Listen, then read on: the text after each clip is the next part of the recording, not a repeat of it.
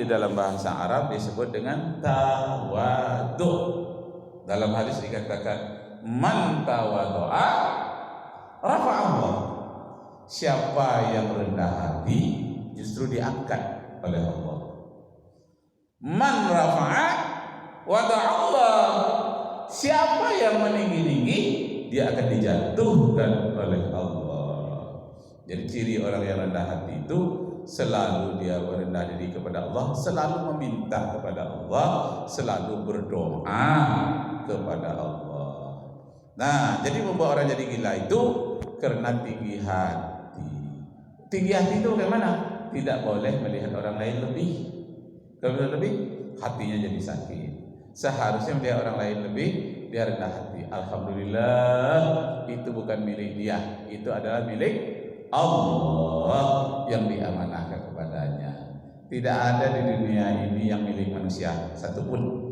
Semuanya milik Allah. Nah, tenanglah jiwanya. Kalau dia diberikan rezeki oleh Allah, alhamdulillah, ini adalah amanah dari Allah. Orang yang rendah hati ini tidak akan pernah kena penyakit gila, penyakit majnun, tidak akan pernah. Kenapa? Rendah hati. Ibarat pohon yang rendah, ditiup oleh angin dia tidak akan goyang. Kenapa? Rendah. Yang selalu patah-patah dahannya ditiup angin adalah yang tinggi-tinggi. Makanya rendahkan hati. Orang tinggi hati kena sakit jiwa. Nah, jadi gitu rupanya kepada ibu terhormat. Yang anehnya yang muda-muda, hanya satu yang saya lihat di rumah sakit Lajang Kuning itu, hanya satu yang tua, pakai kopiah haji pula dia tuh. Saya pakai kopiah haji juga ke sana. Pak Haji, mintalah rokok Pak Haji, katanya ke saya. Kayak orang sudah kenal lama. Ya begitulah dia. Apa sakit Bapak Ibu? Nih bapak-bapak nih, sakit jiwa Pak, tapi ini dah sembuh dah. Udah mau keluar, iya atau tidak itu ya. Tapi dia gitu. Awalnya saya takut juga mendekati karena pakai kerangking kayak gini. Dia nggak bisa keluar, saya dekati aja. Saya rekam. Nah, nanti lihat yang lihat Facebook saya, lihat nanti ada rekamannya. Orang-orang yang sakit jiwa pada umumnya masalah ekonomi, masih muda-muda Pak. Saya lihat di situ ada lebih kurang 40 orang. Ada. Itu muda-muda semua. Kalau saya lihat umur-umurnya ketika 30-an. Hanya satu yang umur 60-an yang dari Bengkalis itu. Yang lainnya yang muda-muda. Nah, apa masalahnya? Jiwanya tidak tentram, mutmainnah. Ya ayyatuhan nafsul mutmainnah, irji'i ila rabbiki. Hei jiwa yang tenang, kembalilah kepada Rabb, kepada Tuhan yang menciptakan. Nah, kalau kita kembali radiyatan mardiyah, kita selalu tenang, dapat keredaan dari Allah Subhanahu wa taala. Nah, orang yang minta hormat, kembali kita masalah hati ya. Jadi banyak orang sakit jiwa itu karena hatinya yang bermasalah. Maka Imam Al-Ghazali membagi hati menjadi 3. Yang pertama namanya qalbun marid, hati yang sakit, seperti televisi yang rusak. Kadang-kadang nampak gambarnya, kadang-kadang tidak.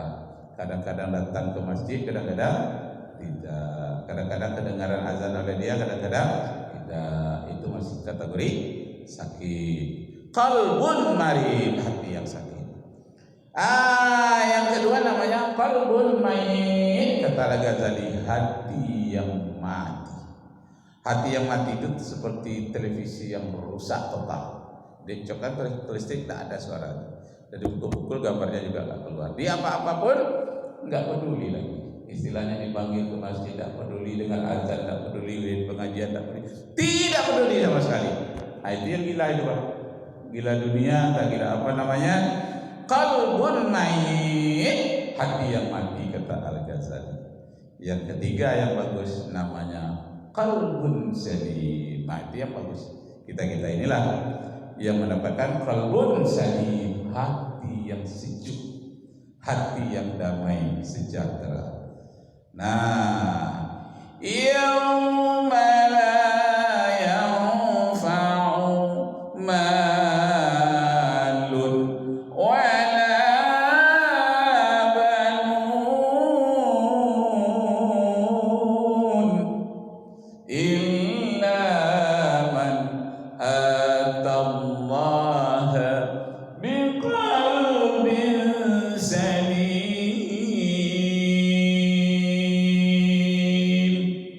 Nanti di akhirat nanti tak bermanfaat harta kita yang punya tidak ada manfaatnya, tidak memberikan bantuan kepada kita harta kita yang banyak sedikit pun.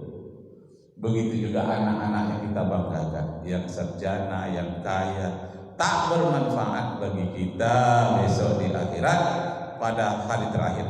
Di awal-awalnya adalah bantuan, tapi terakhir pada babak final itu penentuan masuk surga neraka, anak tidak bermanfaat lagi bagimu, harta tak lagi bermanfaat bagimu. Yang paling terakhir itu menjadi pertaruhan kita, qalbun salim, hati yang sejuk, damai, yang dalamnya terdapat iman. Nah, hati itulah yang kita goyang dengan asyhadu an la ilaha illallah wa asyhadu anna muhammadar rasulullah. Di dalam salat kita membaca at-tahiyatul, hati yang damai, qalbun salim, yauma la yanfa'u malun wala banun, hari ini tidaklah berguna hartamu dan anakmu, illa man atallaha biqalbin salim, kecuali orang yang hatinya menghadap Allah dengan penuh keimanan, penuh dengan ketenangan. Nah, memelihara hati inilah yang paling penting. Orang yang tidak terpelihara hatinya bisa menjadi gila. Nah, bisa gila karena hartanya, gila karena anaknya, gila karena pangkatnya, gila karena dunia.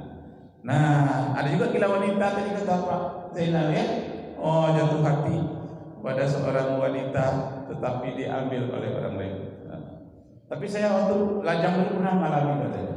Oh, yang saya inginkan diambil. Lalu saya agak termenung sedikit. Saya sudah pegawai, terbenung di meja. Seluruh kawan-kawan yang guru di SMA 4 waktu itu, Pak Hakim nih, lain termenungnya. Kenapa? Saya tahu nih pasti patah hati. Kata kawan-kawan, pasti patah hati. Iya, agak terganggu jiwa sedikit gitu ya. Jadi katanya bagaimana rasanya? Bapak dah mengalami kemarin itu, bagaimana rasanya? Saya katakan rasanya seperti jatuh dari pesawat. Ketik itu ya. Nah, coba kalau tidak ada iman, yang paling kita inginkan justru tidak dapat, dah hampir-hampir dapat, lepas. Kalau tidak ada iman, goncang. Bisa jadi gila. Iya, gila wanita bisa. Nah, untung ada iman, apalagi kita guru agama ya, sebut ustadz ya.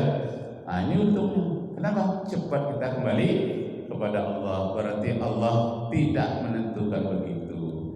Masalah kematian, masalah jodoh itu di tangan Allah. Kan selalu ditulis apa? Jodoh di tangan Allah. Dibuatnya pula gambar tangan tuh. Jodoh dalam genggaman ya Allah. Dibuatnya gambar tangan dua. Di situ ada jodoh di tanganmu ya Allah. Ada saya lihat begitu di oplet atau di apa ya, bus.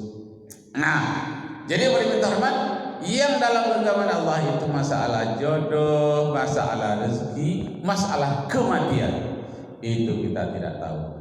Berserah dirilah kepada Allah. Orang yang berserah diri, itulah yang disebut dengan Islam. Islam itu berserah diri. Maka kita katakan waraditu billahi rabbah wa bil islami dina, aku berserah diri kepadamu ya Allah di dalam Islam. Dina itu dinun asal katanya hutang. Dain hutang. Dinun itu segala hutang-hutang yang akan kita bayar. Jadi orang yang beragama Islam, orang yang sudah terbayar hutangnya. Hutang di dunia hutang di akhirat. Artinya kewajiban kita sudah terbayar melalui dinul Islam. Wa may yabtaghi ghairal islami dinan falan yuqbala minhu wa huwa fil akhirati minal khasirin.